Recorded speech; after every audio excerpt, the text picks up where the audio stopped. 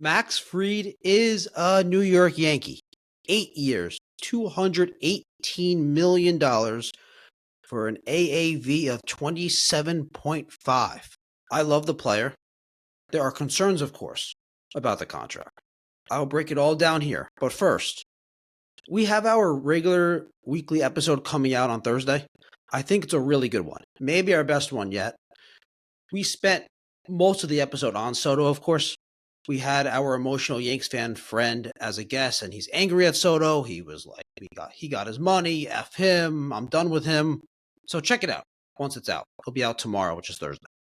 I think you're going to enjoy it. We recorded it after the Fried signing, so that's the reason for this video. Regarding Fried, I want to start by talking about the player. He's a very underrated ace. Most baseball fans view him as a very good number 2 type starter, but he's actually a lot better than that. Let me back this claim up with some actual stats. From 2021 to 2024, that's 4 seasons, the last 4 seasons, pitchers with a minimum of 500 innings pitched and a minimum of 55 starts. This is where Max Fried ranks. First in ERA, first in barrel percentage, third in home runs per 9, third in ground ball percentage, third in exit velocity, fifth in FIP, seventh in left on base percentage, 11th in WHIP, 10th in FWAR. That is an elite starting pitcher. All right, so let's talk about the contract now. Is 8 years too long for a 31-year-old starting pitcher? Yes, absolutely. The probability of the last couple of years being bad is very, very high. Whether he spends a bunch of that time on the IL, or it's just bad performance, or a combination. I'd expect the last 2 to 3 years to be a huge problem. It will be $27.5 million annual average value that fans will be clamoring for Hal to just eat the money and DFA him. But here's the thing to keep in mind. Free agency was pushed for and created for the players. It's a way to extract as much money and security as possible for players. This is how an open market works. Fried was the second best starting pitcher on the market and therefore was very sought after. The Red Sox desire an ace. They were in pursuit along with many other teams. The point is, to land the big free agent, you have to do something that you are not comfortable with. In this case, the Yankees compromised. They did something that they were uncomfortable with by giving Fried 8 years. He's going to be 39 years old the 8th year of that contract.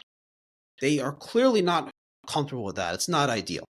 But the compromise was they did something they were uncomfortable with that allowed them to do something they were comfortable with.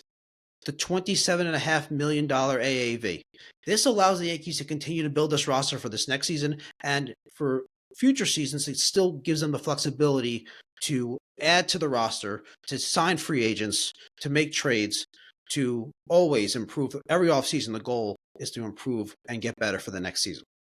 You can't have everything in free agency. You can't get the player you want for the AAV you want and the contract length you want. That's just not how free agency works, especially at the top of the market with a guy like Max Fried. All right, so I want to real quickly talk about the fit with the Yankees.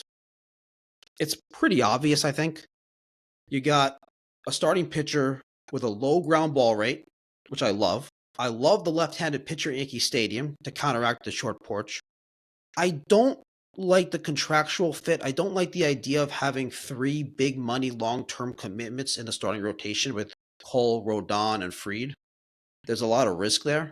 Now, in terms of the team, the roster, looking at next season, you may be asking, what's next? You may be saying, this doesn't fix the offense. They lost Juan Soto. Fried is not hitting. That's accurate. It does not fix the offense. But in the aftermath of losing Soto, the Yankees have to build the roster differently. You can't replace Soto's offense. You just can't.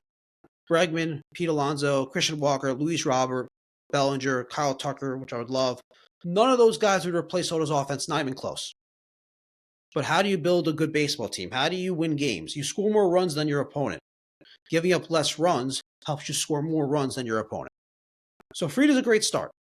Now what? Well, they need a first baseman. They need a center fielder unless they're okay with Jason Dominguez playing center field. In that case, they need a left fielder. They either need a second baseman or third baseman, and Jazz will play the other one. They can go within the organization with Durbin at second base. I'd be okay with that if they did address first and center field or first and left field in a significant way. They have a lot of starting pitching now. Do they move Nestor or Luis Hill or Clark Schmidt? The dream would be Kyle Tucker, right? I mean, a plan B with Fried and Tucker, and I mean, that's just incredible. Tucker is a lefty bat that his power would be maximized at Yankee Stadium. He's a high on base guy. He's a great base runner, steals bases, a great outfielder that you can put in left field and not worry about and feel great about. The Yankees' issues last year, base running and defense. That's a good way to address it. And you're getting a really good hitter back as well. That's the dream. I don't know if they get Tucker. Are the Astros really going to be interested in trading him to the Yankees? There's also going to be a lot of suitors. So we'll see. Is Luis Robert an option to play center field? Christian Walker's obviously on the minds of a lot of Yankee fans for first base. The problem with Robert, if you trade for Luis Robert to play center field, you sign Christian Walker to play first base, the problem is, are the Yankees too right-handed again? That's a problem they wanted to get away from. They did last offseason, but you don't want to go back to that. So that's something to consider in this as well. Another reason why Tucker is an ideal fit. I'm excited to see what they do. There's more possibilities and more unknown without Soto. Not that I didn't want Soto, I did want Soto, but there's a different level, a different type of excitement with Plan B. They also need to address the bullpen, but with the current holes at the major positions, I'm not focused on it. I trust that Cashman and the front office won't go into the season with Luke Weaver, Scott F. Ross, Mark Leiter, Ian Hamilton, and Nick Burdi. They will add some reliable high-leverage relief pitcher arm into that mix, if not multiple. Thanks for tuning in. If you enjoyed this breakdown, please give us a like and subscribe to the channel. Comment below. Let's keep the Yankees conversation going. Thank you. Have a good one.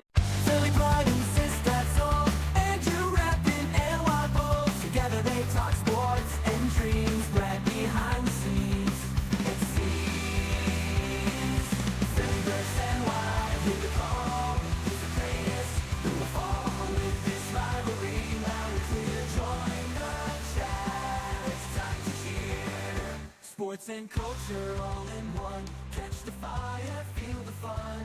Andrew, Sis, Dad, Brad, unite. Philly NY in the spotlight.